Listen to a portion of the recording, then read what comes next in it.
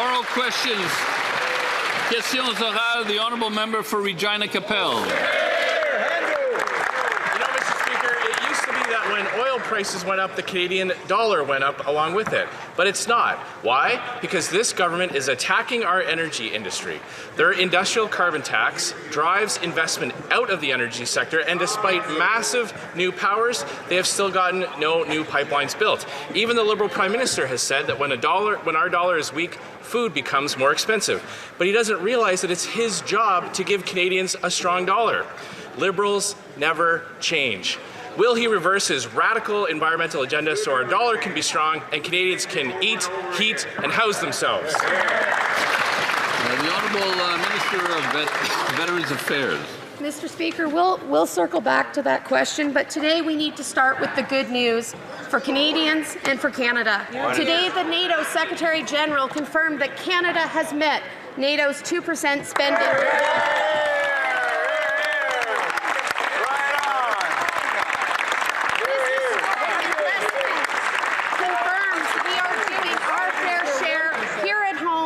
Continent and in the alliance, investing in Canada's women and men in uniform. Today and every day, NATO allies know they can count on Canada. The honourable member for Regina Capel.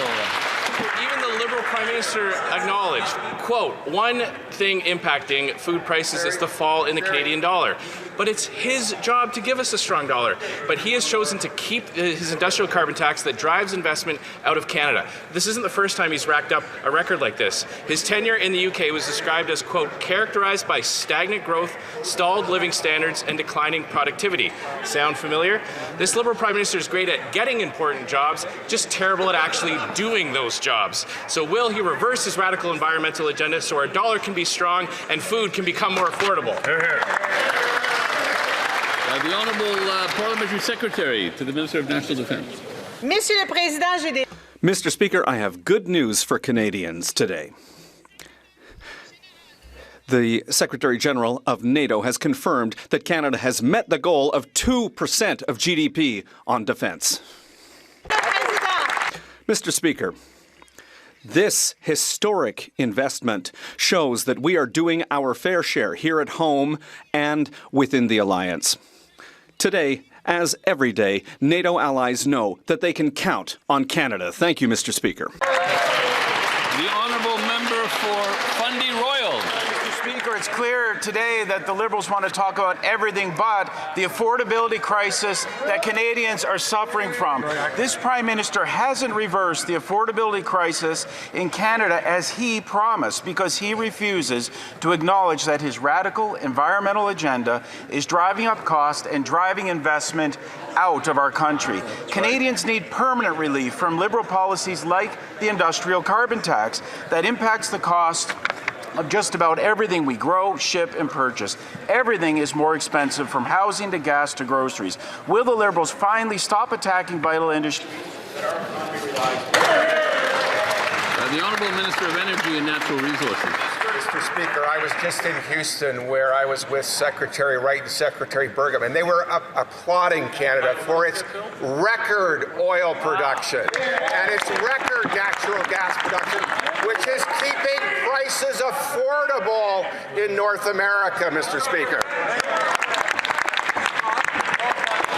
The honourable member for Fundy Royal. Well, Mr. Speaker, under this Liberal Prime Minister, Canadians are suffering this affordability crisis, and the cost of everything is going up. It used to be the case in this country that if the price of oil went up, our dollar went up. But thanks to radical Liberal policies, that is no longer the case. Canadians have suffered long enough under this government. Will the Liberals reverse their radical policies, like the industrial carbon tax, that are driving down our dollar and give Canadians relief from this cost of living crisis? The Honourable Minister of Finance. Mr. Speaker, these Conservatives cannot stand good news, Mr. Speaker. But I have good news for them. Not only we're making our NATO commitment, but we table legislation, Mr. Speaker, to boost home sales in the country and new construction, Mr. Speaker. They should rejoice, Mr. Speaker. We're going to boost boost construction. We're going to support our industry. We're going to support our construction workers. Instead of yelling, you should applaud our construction workers across the nation. They're going to help us build this country, Mr. Speaker. This is a day to celebrate. We're going to help our workers build our construction sector and make Canada stronger. The honourable member for Mégantic-L'Érable-Lotbinière. While the Liberals hide behind these illusory celebratory ideas, Canadians are losing hope. The price of beef is up by 40%. Your Easter ham, it's up by 10% this year. The cost of gas is skyrocketing. The Prime Minister has imposed a hidden tax of 7 cents a litre on gas. It's going up by 17 cents a litre. Same old, same old, same old as under Justin Trudeau, the old Liberals. When will the Liberals get rid of the hidden taxes that are increasing the price of gas, of transport and of groceries so that Canadians can feed their families? The Honourable Minister of Finance. Mr. Speaker, once again, we see that the Conservatives aren't able to hear good news, Mr. Speaker. Not only do we have good news, we've reached our 2% target for NATO. They should be applauding that, Mr. Speaker. But another good news, bit of good news, some even better good news before they go back to their ridings. Mr. Speaker, this morning we unveiled a bill that is going to help us strengthen new home building and new home sales in Canada. We're strengthening the construction sector. We are making things better for our construction workers across the country, Mr. Speaker. This is a day to celebrate our construction sector and our defense sector. The honourable member for Mégantic-L'Érable-Lotbinière. Mr. Speaker, there's nothing new under the sun with these Liberals, Mr. Speaker. It's same old all the time. They make announcements, but they never produce any results. At the grocery store, everything is more expensive. There's more spending, there's more debt, there's more inflation at the grocery store. There are more families facing unemployment. And, you know, all they want to do is celebrate, Mr. Speaker. It makes no sense. It's crazy how disconnected they are from the reality facing Canadians. No matter which Prime Minister is leading this government, it's same old, nothing ever changes. When are we going to end these old Liberal policies that are costing everyone? The Honourable Minister of Industry. Mr. Speaker, I have a lot of respect and a lot of friendship for my colleague, but I'm convinced that when he hears himself speak, he doesn't even believe what he's saying, because the truth is that as a government, we've created more than 80,000 jobs in the last 6 months, where if you look at what's happening in the American economy, which is 11 times bigger than our economy, they've lost 6,000 jobs in the last 6 months. And at the same time, while inflation is under control, according to the Bank of Canada, salaries across the country are going up by 4.3%. That's what it means to work for Canadians. The Honourable Member for Saint-Jean.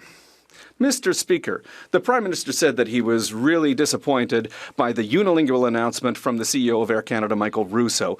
But, you know, it's tricky for him to say that he's disappointed, because 3 years ago his government voted against requiring bilingualism for the bosses of companies like Air Canada. His government doesn't respect its own official languages law. His government is investing every new dollar in his official languages plan to promote English in Quebec instead of French. How can the Prime Minister be disappointed in a situation that the federal government is responsible for? The Honourable Minister of Canadian Identity and Culture.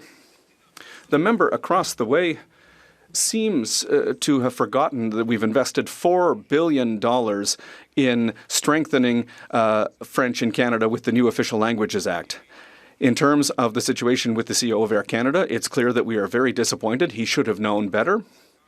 We expect... What?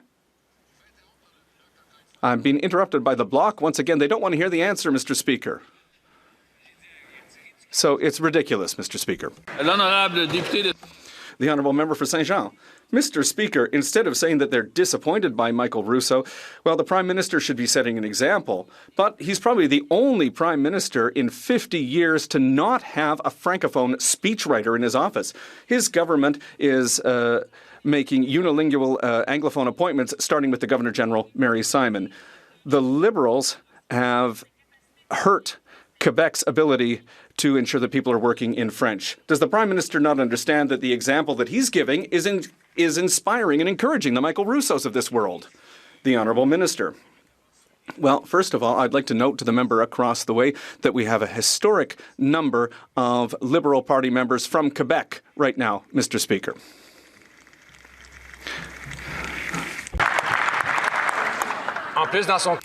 And in his cabinet, we have many francophones. I think we saw that during the election campaign, he's been working very hard on his French. I think Canadians know that the Prime Minister is making incredible efforts when it comes to French. The honourable member for La Pointe de l'Île.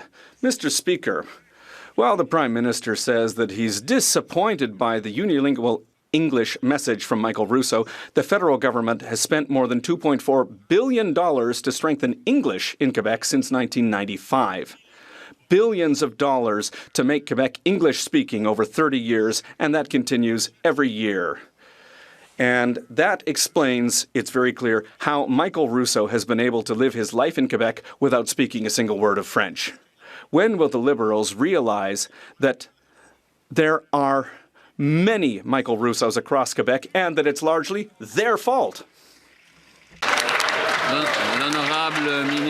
The Honourable Minister of Canadian Identity and Culture. Mr. Speaker, Anglophones have rights in Quebec. It's clear, Mr. Speaker, that the member across the way is saying, spouting nonsense, and it doesn't deserve a response. Speaker, a grocery store worker in Haldimand, Norfolk contacted my office to say that $120 used to buy 5 bags of groceries. Now it barely fills 1. Even though she works at a grocery store, she's still forced to use the food bank. This Prime Minister has delivered the worst food inflation in the G7, and he even plans to raise the clean fuel standard tax by 7%. Will this Prime Minister get rid of the food tax so Canadians can afford to eat? Way to go, Leslie. The Honourable Government House Leader. Mr. Speaker, we understand that world events and supply chain challenges and other things have generated inflation, and we understand that that has had an impact, a deleterious impact, on the ability of families to afford some basic essentials. That is precisely why this government put in place a Canada Child Benefit, put in place dental care, put in place pharmacare, made child care agreements resulting in $10 a day child care in most of Canada's provinces, Mr. Speaker. The question that Canadians really have is, why do the Conservatives vote against this? The Honourable Member for Haldimand, Norfolk.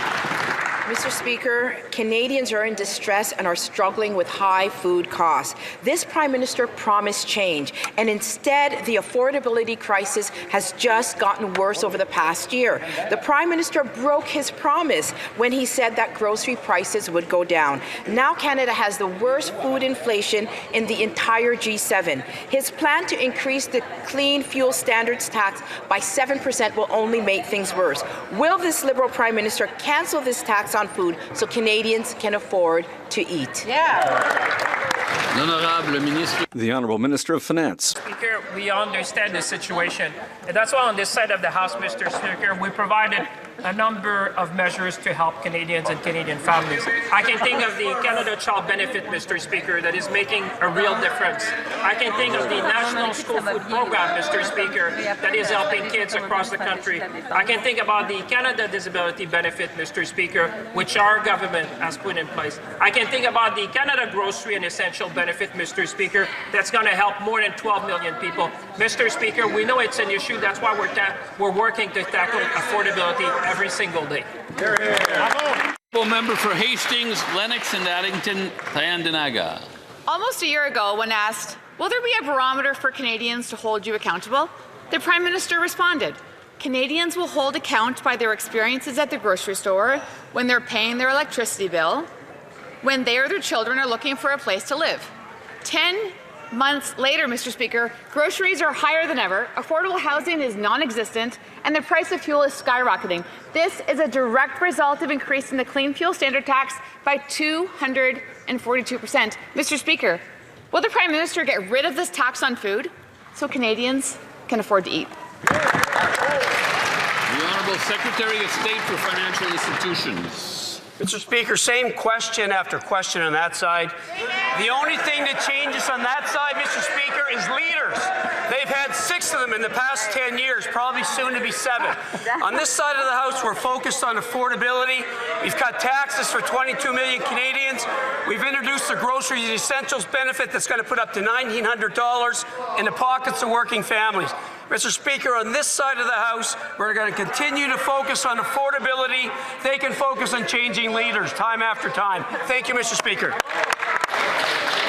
The honourable member for Hastings, Lennox and Addington, Tyendinaga. Mr. Speaker, after 10 years, the only thing this Liberal government is focused on is consistently delivering excuses. Yeah. This government needs to look at home for the root causes that have created a decade of debt and deficits. This government's own economic and monetary policies. This government continuously raids the bank accounts of Canadians to fund vanity projects like Alto Rail instead of investing in much-needed infrastructure and housing. Mr. Speaker, again, will this government scrap the fuel standards tax so struggling Canadians can get a modicum of relief? Yeah, way to go. The honourable parliamentary secretary. Mr. Speaker, what we're hearing from that side of the House, what we're hearing heckled today, is that the programs that we've been putting in place to help Canadians and Canadian families are glorified food stamps. These are ideological, radical programs, when in fact they are actually designed to help Canadians, and we boosted them.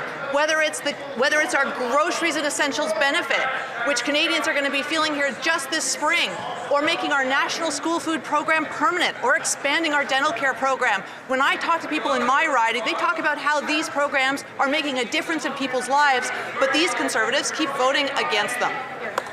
The honourable member for York Durham. Mr. Speaker, the Prime Minister promised the best economy in the G7, and he is delivering precisely the opposite. Highest household debt, highest food inflation, and an economy literally shrinking under the weight of his policies. Particularly concerning is the decline in foreign and domestic investment. C.D. Howe called it, quote, Canada's investment crisis, because adjusted for growth and labour inflation, Canada's investment, all business investment, has declined. We've offered a positive solution. Remove the industrial carbon tax. Will they do it? The Honourable Secretary of State for Sport. Mr. Speaker, the Conservatives just learned a new word, affordability, and they use it often in the House of Commons, but every time they get the chance to vote in favour of an affordability measure backed by experts, they vote against. This feigned new interest in supporting lower-income Canadians isn't fooling anybody, Mr. Speaker, and besides, our policies are working, particularly on rents. Here, I'll read a couple of headlines for the Conservatives. Now is the best time to rent in Canada, as asking prices for rent hit a 31-month low. Mr. Speaker. When you build more affordable housing, rents go down, and that's what this government has been doing for years now, Mr. Speaker. The Conservatives can get on board. The honourable member for York Durham. The question, Mr. Speaker, was about business investment. I'll try again. C.D. Howe says that investment per worker has declined 25% since the Liberals took office. Weak investment yesterday and today means lower wages and lower productivity tomorrow. 2 years ago, the Bank of Canada said we had to break glass on this issue. A year later, C.D. Howe said it was a 4-alarm emergency. But here we still are. We've offered a positive solution. Remove the industrial carbon tax, which is a clear drag on business investment. Please, an actual answer this time. Here, here. The Honourable Minister of Energy and Natural Resources. Mr. Speaker, I was beside the Premier of Alberta earlier this week in the United States, where she was applauding the work of this government, where she believed the work of this major projects office has brought over $126 billion of investment to Canada in the last 6 months. The Honourable Member for Selkirk Interlake Eastman.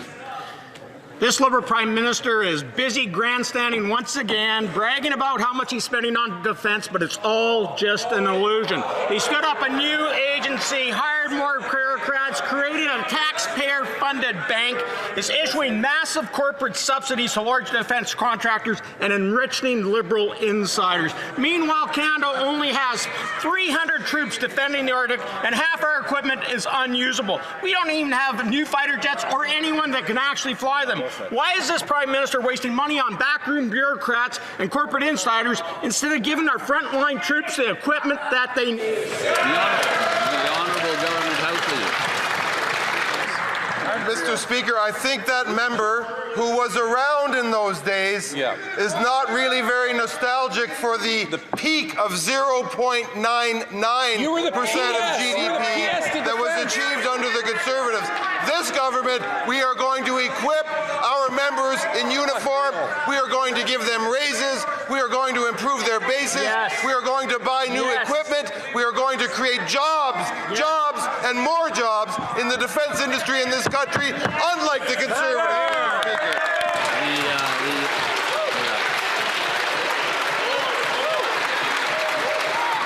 The honourable member for Vernon Lake Country, Monashee, is making it hard for me to hear the questions and answers. The honourable member for Rivière-du-Nord. The Liberal Party of Canada is, I think we can all acknowledge, Mr. Speaker, an organization that has a little bit of influence on the government. But this party, at its Congress, called on the government or the Liberal Party to urge the Government of Canada to invoke a veto over any provincial law that proactively invokes the notwithstanding clause. A right of veto, at the end of the day, over the National Assembly of Quebec's sovereignty. So I'd like to know, if you'll allow me, Mr. Speaker, if the government agrees with that proposal. The Honourable Minister of Government Transformation. Mr. Speaker, the Government of Canada's disallowance powers have not been used since 1943, and they won't be used by this government. The Honourable Member for Rivière-du-Nord. Mr. Speaker, the federal government didn't just go to the Supreme Court to contest a law passed by the National Assembly. It went to lower Quebec's own powers in its own areas of jurisdiction. With its campaign of fear talking about slavery and summary execution, this government is attempting a full-blown constitutional coup. If the Liberals want to open the Constitution to weaken Quebec, they know what to do. Either they can start a new constitutional round, or they can respect the powers of Quebec. What will they choose? The Honourable Minister. Mr. Speaker, I find the questions from the Bloc Québécois absolutely ridiculous. One thing I know about Quebecers, Mr. Speaker, is that we're proud to live in a state of law. And Quebecers have the right to contest a law before the Supreme Court. It's their right. It's completely legitimate. On this side of the House, we respect the work of the Supreme Court, and we're going to let them continue their work. Thank you, Mr. Speaker. The Honourable Member for Louis Saint Laurent Aquiawenrac. Mr. Speaker, a year ago, Canadians thought that they had a new Liberal Prime Minister, but no, it turns out that a Liberal is a Liberal is a Liberal, and that's been the same for 10 years, Mr. Speaker. And investments are bad, Mr. Speaker. The C.D. Howe Institute told us today that business investment per worker is down. It's down by 25% in investment per worker. Investment in industrial commercial buildings has dropped by 32%. Machines and equipment, it's down by 29%. It's all going down. But there's one thing that is going up, Mr. Speaker, and that's the Liberal industrial carbon tax. While investments are going down, the Liberal tax is going up. Is there a Liberal who can explain to me how this is going to work? The Honourable Minister of Industry. Well, there's something that we can certainly explain to my colleague, with whom I have great friendship, and it's the fact that there are tariffs right now against the manufacturing sector, and that's having an impact on our industrial base. And obviously, that's also having an impact on investments. In the meantime, the government isn't sitting on its hands. No, we've worked on a plan. We've worked with businesses from Quebec and the rest of the country, and we are helping those who are impacted directly by the tariffs, workers, entrepreneurs, and others. Our goal is to create jobs, and you know what? We've created 80,000 in the last 6 months. The Honourable Member for Louis Saint Laurent Aquiawenrac. Well, you know, Mr. Speaker, last month 100,000 Canadians lost their jobs, Mr. Speaker. That's the reality. And while the government's blaming everything on Donald Trump, the reality is that this government could act directly. But what they're doing for industry is increasing the Liberal industrial carbon tax.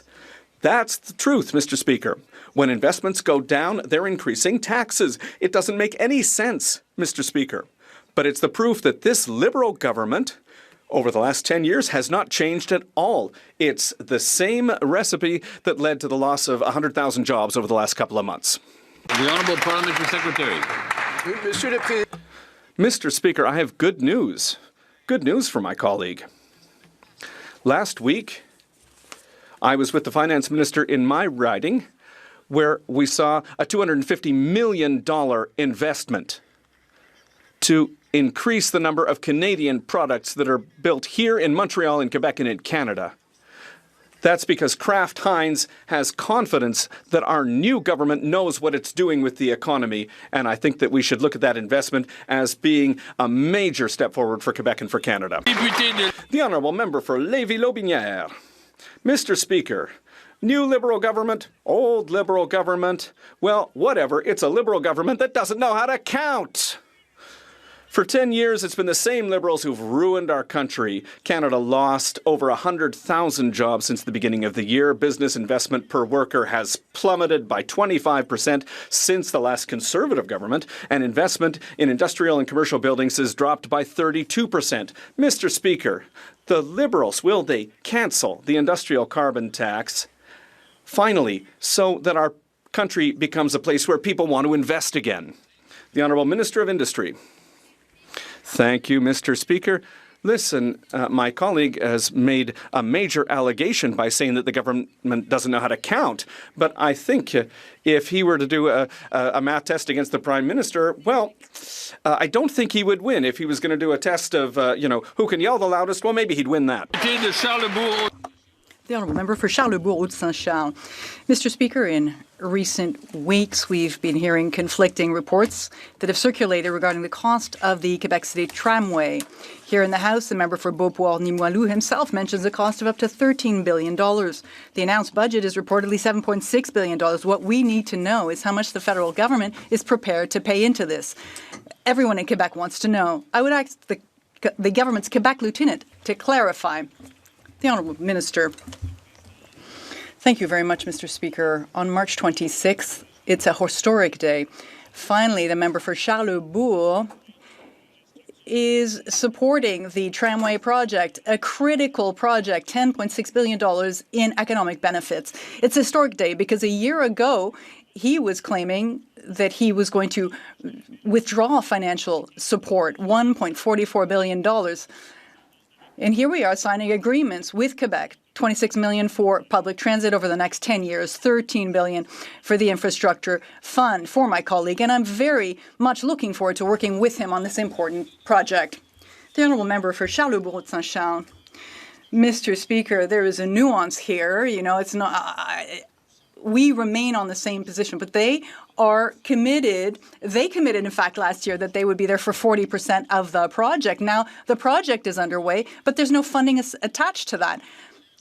Can the minister confirm that his government will be there before the trees have been cut? What are we supposed to do if that's not the case? The Honourable Minister. Mr. Speaker, there's one thing that is for sure, and I think things are backwards here when you hear the member across the way from Charlebourg ou Saint-Charles say these things. What he was promising to the people of Quebec was zero. Projects are fine for Edmonton and Calgary, but their commitment was zero for Quebec, and that's absolutely unacceptable. We've been here since day one. We've been here since 2018, $1.44 billion, $25 billion over the next 10 years, $13 billion in infrastructure, and we're working closely with Quebec City for more money for public transit everywhere throughout Quebec. For Scarborough Agincourt. Today is a great day for Canada, Mr. Speaker. Consideration for the Budget Implementation Act is nearly complete, and we can expect royal assent shortly. Families in my riding of Scarborough Agincourt know we are investing in Canada's future, building an economy that is strong and resilient to global shocks, unlocking generational investments in our long-term prosperity, driving economic growth, and modernizing our tax and financial systems. But can the Minister of Finance tell us how else this bill will help Canadians? The Honourable Minister of Finance. I want to thank my colleague for her strong leadership. She's right. There's even more good news, Mr. Speaker. Yes. Just look at the Conservative face. They're waiting for that because they're going in their riding. Well, we're going to get royal assent today, Mr. Speaker. We're expecting to get royal assent for the Budget Implementation Act, Mr. Speaker. This is a great day for Canadians because Canadians will Bill C, production enhancing tax credit, historic investment in housing. We're going to reduce red tape. We're going to make permanent the National School Food Program. We're going to modernize our consumer-driven banking. Mr. Speaker, we're going to build the strongest economy in the G7. Very good. Honourable member for Saskatoon West. Mr. Speaker, the Prime Minister stood in this place and tried to tell Canadians that immigration is under control. Well, here are the facts. The temporary foreign worker program has ballooned by 178% since 2015. The Auditor General revealed that 97% of student fraud cases are not even being investigated. And the asylum backlog is a staggering 300,000 cases. And yet Canadians can't find jobs, housing, or health care. This didn't happen by accident. This was the work of 3 incompetent ministers, and all 3 are still in his cabinet. When will the Prime Minister fire these ministers and fix the core issues in our immigration system? Good question. The Honourable Secretary of State for Rural Development. Mr. Speaker, I'll get to the answer to that question in due time, but I want to say this, Mr. Speaker. Those Conservatives across the way from Saskatchewan have been there 10 years. I have been here 10 months, and what did I see, Mr. Speaker? Defending our northern border, check mark.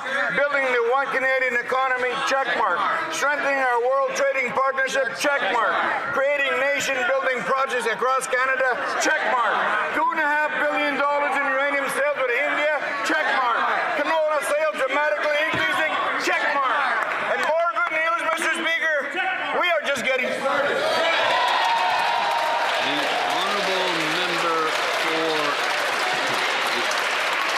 The Honourable Member for Saskatoon West. Mr. Speaker, he forgot scurvy in his riding. Check mark. The Prime Minister says things are under control, but with 7 ministers in 11 years, the system is getting worse and worse. Yesterday, the Justice Minister issued a fake apology for his failed tenure as Immigration Minister by blaming the provinces as if he held no responsibility. His successor, the current Minister of Culture, oversaw the surge in asylum claims that have overwhelmed our healthcare system and housing supply. And the current Immigration Minister is so incompetent that our own Liberal colleagues are calling for her to be fired. The Prime Minister chose these people. Will he take responsibility for their failure and fire these cabinet ministers? The Honourable Parliamentary Secretary. Personal attacks speak for themselves, Mr. Speaker. I have great respect, in fact, for this member. We've had the pleasure of working together on the House of Commons committee responsible for immigration. He understands that fundamentally immigration has played an important role, a very important role in the history of this country, and that needs to continue. He also understands, as our side does, that transformations in immigration policy are needed. And in fact, those are underway. A 60% decline in the number of international students on an annual basis, a 53% decline in the number of temporary residents, a 1/3 decline in the number of asylum seekers. We'll continue that work. Of course, we take seriously the recommendations of the Auditor General because change is needed. The Honourable Member for Cloverdale Langley City. You guys just love wallowing. I've been hearing something troubling from people in my community. They tell me that the international students whose visas have expired are being told by immigration consultants, just claim asylum, you'll be able to stay. So now we have people gaming a system that was meant for those fleeing real danger, and it's clogging the line for genuine refugees who actually need protection. This Prime Minister says claims are down, but since 2015, the backlog has exploded from 10,000 to 300,000 asylum claims. Will this Liberals finally admit this is happening and fix it before the entire immigration system loses its integrity? The Honourable Minister of Public Safety. Mr. Speaker, let me just say that this new government is ensuring we have control over the immigration system. Just today, Mr. Speaker, we passed Bill C-12 that gives greater law enforcement powers to both the CBSA as well as IRCC. It will enable, for example, those who are using the asylum system to game the system, Mr. Speaker, will enable officials to disallow those claims, Mr. Speaker. We are taking control of the immigration system, and C-12 is a perfect example of how we're moving forward, Mr. Speaker. That's right. The Honourable Member for Cloverdale Langley City. It's not just the abuse of our refugee system that has people in my riding shaking their heads. They are hearing about situations like this. A young woman just going about her life when a stranger violated her by groping her, not once, but twice. He was charged, he was convicted, and then he was given a discharge by the judge. No criminal record. Why? because without a record, he can stay in the country and fight deportation. After years of decisions like this, will the Prime Minister fire the ministers responsible for creating this out-of-control immigration system? Yeah, way to go! The Honourable Parliamentary Secretary. Mr. Speaker, the member will be aware of the 2013 Supreme Court decision, the landmark decision, the FAM decision. And that decision makes very clear that when it comes to assessing the criminal actions of individuals, whether they are foreign nationals or Canadians, that public safety always takes precedence. If the individual has concerns with the decision of the court, that decision is a court decision. It is not a government decision. It does not relate to legislation.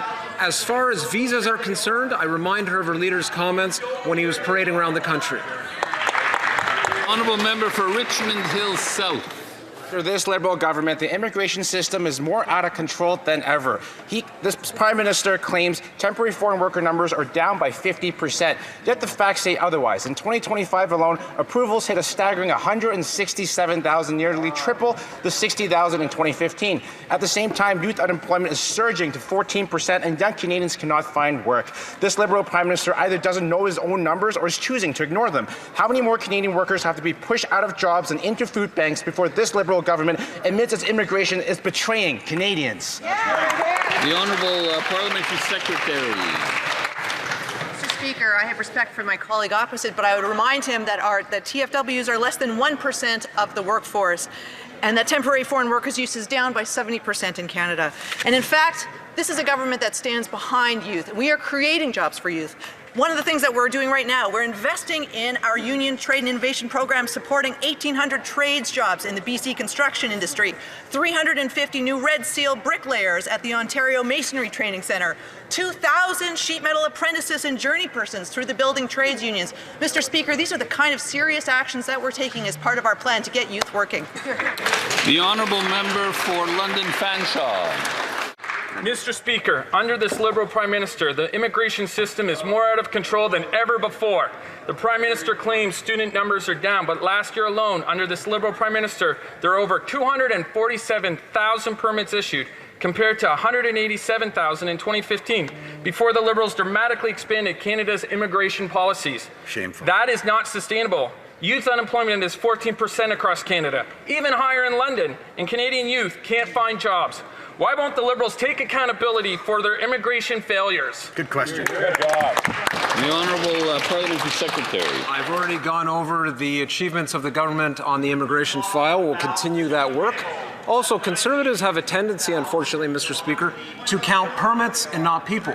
And so they'll count the original permit that's issued, then the renewal. So we have a double counting that often happens.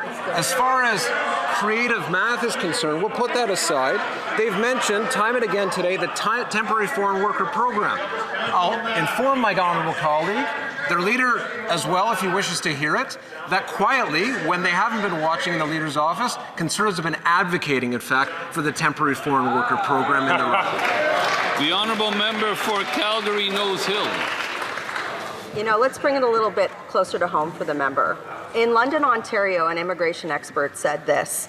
He called the Liberals' immigration levels explosive and reckless. He said, they don't care what will happen with this many students coming in, how they'll find a home or how they'll find health care. But it's just about numbers for them, right? And what happened? We saw health care in London be strained. Rents increased by over 20%. My question to my colleague is this. How can he defend the people who are in cabinet who caused this problem in his hometown while he isn't? The Honourable Parliamentary Secretary. Mr. Speaker, personal attacks again speak for themselves. I'm honoured to work with every single member of this caucus who time and again devote themselves to their constituencies. As far as London or any Canadian community is concerned, we continue to see immigration as a fundamental building block in this country. Of course, transformations in policy are needed. That's exactly what we are devoted to. Service has been strained, we know that, but the numbers are coming down and they'll continue to come down. We see sustainability in the system and we'll continue that work. Good job. The Honourable member for Calgary Nose Hill. You know, Mr. Speaker, the role of a member of Parliament is to hold the government to account. And that member from London He had the responsibility to go to his cabinet colleagues and say, there's too many people coming in too fast. The rents in my city are increasing too fast. People can't get health care. Our student food banks are being overrun. People can't get mental health supports, and yet he didn't. And he's standing here today, and he's defending the people who are in cabinet who made these decisions for which there's been no accountability. Can he just say that the government was wrong? And can he just say that he should never defend these people who created a dumpster fire? The Honourable Parliamentary Secretary. Conservatives want to talk about past policy. That's their prerogative. What we are focused on, from start to finish, is making sure this country's present and especially its future is on a sustainable footing, that we build this country up, that we focus on the economy, that we look to the immigration system as one way to make that happen. I will absolutely defend every colleague on this side of the House because all of us are devoted, as they are, to our constituents, to our constituencies. Let's stop playing games. Let's get serious about the future of this country. The Honourable Member for Kitchener South, Espeler. Out of respect for the Health Minister, I informed her office that I would be asking this question. I hope she respects the House enough to stand and answer it. They blew $250 million on Prescribe IT. That's the same amount they spent on the sponsorship scandal. Taxpayers got nothing for this money. The Liberals are outright cancelling the program, acknowledging that it was a total failure. Now, Liberals are filibustering the Health Committee to prevent the disclosure of the contracts. Why don't they just let Canadians see the contracts so we can all try to prevent such boondoggles in the future? The Honourable Parliamentary Secretary. Speaker, I have a great deal of respect for my colleague across the aisle, but they're demonstrating classic obstructionist behavior from committee. We've seen this. They're distracting from real work we're doing to improve healthcare across the country. Let's put the record straight, right? They voted against healthcare. They voted against dental care. And most recently, they voted against expanding ERs and hospitals across the country. Canadians can see the difference. Thank you. The Honourable Member for Brampton Centre. Mr. Speaker, we have more good news today. Today, our government tabled important legislation to empower our industries and get homes built. We are working to provide affordability, to provide flexibility, and to deliver in the dream of everyone for a place to call home. Can the Minister of Housing and Infrastructure explain to the House the importance of today's legislation? Thank you, Mr. Speaker. The Honourable Minister of Housing and Infrastructure. Thank you, Mr. Speaker. Indeed, today is a very good day for housing in Canada.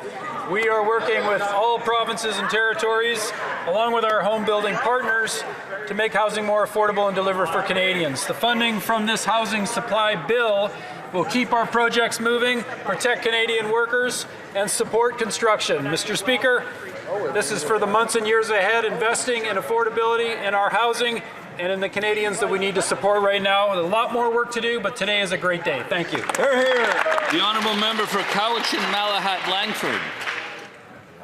Pacific salmon are a public resource owned by all Canadians, not something for this Liberal government to eliminate behind closed doors. For generations, salmon have been managed as a common property resource for collective benefit of all Canadians, yet this Liberal government is now considering removing that principle from the salmon allocation policy.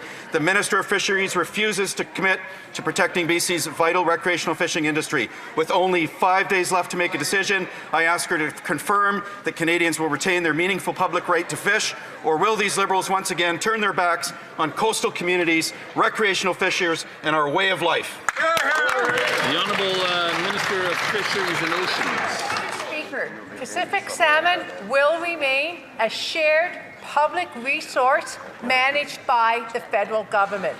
There have been extensive public consultations on the policy, and working group tables continue and include representatives from sport and recreation, commercial harvesters, and First Nations. A revised salmon allocation policy will not take away any sector's access to the resource. To suggest otherwise is wrong, and it actually divides Canadians. The Honourable Member for Kamloops, Shuswap, Central Rockies. Thank you, Mr. Speaker. Canada's fisheries resources do belong to the people of Canada. The Fisheries Minister confirmed this last October when I asked her at Fisheries Committee. But the Minister's department has recklessly published a proposal that would eliminate this principle, and Canadians are paying the price for the uncertainty that it's caused. Was the Minister's statement at committee more Liberal bait and switch, or will she reaffirm that Canada's fisheries resources belong to the people of Canada? Yeah, well said.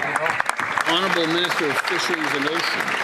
Clearly, the member of the opposition didn't hear me, so let me repeat. Pacific salmon will remain a shared public resource managed by the federal government. There have been extensive public consultations on the policy, and working group tables continue. That includes representation from sport and recreational groups, First Nations, and the commercial sector. A revised salmon allocation policy will not take away anyone's access to the resource. To suggest otherwise is wrong and divides Canadians. Member for Kamloops, Shuswap, Central Rockies. Well, it sounds like the minister is tired of hearing from Canadians, but Conservatives won't stop raising their voices on their behalf. We recognize the salmon allocation policy must be aligned with the Housat decision. No one is disputing that in the policy's review. But why is the Minister's Department floating the proposal to go far beyond and proposing to sink over 9,000 jobs in BC by gutting the public fisheries access to Chinook and coho salmon? The Honourable Minister. Mr. Speaker, the member opposite is incorrect. Let me repeat. Pacific salmon will remain a shared resource managed by the federal government. There have been extensive public consultations on the policy, and working group tables continue. That include representation from the sport and recreational group, First Nations, and the commercial sector. A revised salmon allocation policy will not take away any sector's access to the resource, and to continue this argument is to continue to divide Canadians. The Honourable Member for Nunavut. March 31st will be the National Day of Indigenous Languages. Our government acknowledges that Indigenous languages must be celebrated and supported. Okaktitiyi, we have more great news. $17.2 million will go towards National Aboriginal Broadcasting, will go a long way. More Indigenous peoples will preserve their cultures by showcasing their stories. Could the Minister of Canadian Identity and Culture and Minister responsible for official languages share how this will impact Nunavut? The Honourable Minister of Canadian Identity and Culture. Thank you, Mr. Speaker. I want to thank the member for her tireless work for Nunavummiut and for the North generally. Last week I had the chance to visit a number of Indigenous broadcasters across the North to see the amazing work they're doing to revitalize the language, to broadcast their people in their languages. That's why I topped up the Aboriginal broadcasting envelope that we have in Heritage Canada by $17 million, just to make sure that those often small organizations are doing the amazing work and can continue to do that amazing work. Just in Nunavut, we announced in the members' riding $4 million, including $2.5 million for the Inuit Broadcasting Corporation. Mr. Speaker, keeping Inuktitut. The Honourable Member for Wellington, Halton Hills North. Mr. Speaker, Parliament recognized with Liberal MPs supporting that a genocide, including forced labour, was taking place against the Uyghurs in Xinjiang province in the PRC.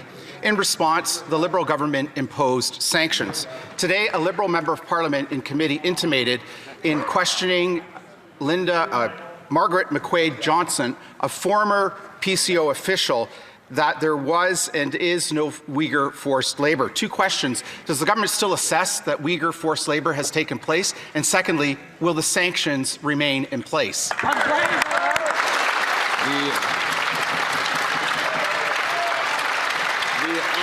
Parliamentary Secretary. Speaker, and I thank the member for the question, and I want to be absolutely clear to all members of this House, forced labor is unacceptable. We must ensure that our our global supply chains remain free from these abuses. That's why, Speaker, we prioritize the inclusion of comprehensive labor provisions in free trade agreements to promote international labor standards. We also work with public safety to reduce forced labor from our supply chains, and we will protect Canada's interests while upholding labor standards from all workers. The honourable member for Courtenay Alberni. Mr. Speaker, seniors in my riding are being told they no longer qualify for the Canadian Dental Care Plan because they supposedly have access to private insurance, even when that so-called access is only theoretical, unaffordable, or based on plans they opted out of decades ago. Some have already had treatment approved and completed and are now being told they may have to pay the money back. Why is this government clawing back dental care from seniors who followed the rules and simply can't afford private dental care coverage? Parliamentary Secretary to the Minister of Health. Thank you, Mr. Speaker. I want to thank the honourable member for his question. He works really tirelessly for his community, and I respect him a lot for that. Canadian Dental Care Plan has enabled 6 million Canadians to access affordable dental care plan and saving families $800 a year. So I look forward to working with him to resolve any outstanding issues that he has brought up. Thank you. Honourable member for Vancouver East. The Prime Minister is patting himself on the back about reaching NATO's 2% defence spending target. Budget 2025 saw the Liberals impose a 5% target, $81 billion.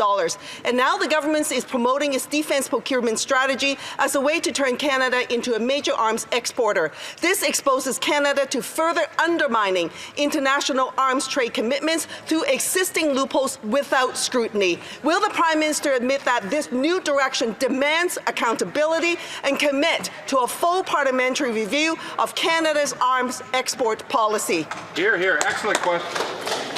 The Honourable Parliamentary Secretary to the Minister of Foreign Affairs. I would remind this House that Canada continues to have the strongest regime when it comes to arms exports controls. Exactly. We will continue to monitor every sale that leaves this country. We'll continue to ensure that we have the best corporate social responsibility as we are engaged in peace activities around the world. We will continue to do that. We will never let our eye off that ball. Thank you, Mr. Speaker. Good job. And that concludes the question period for today.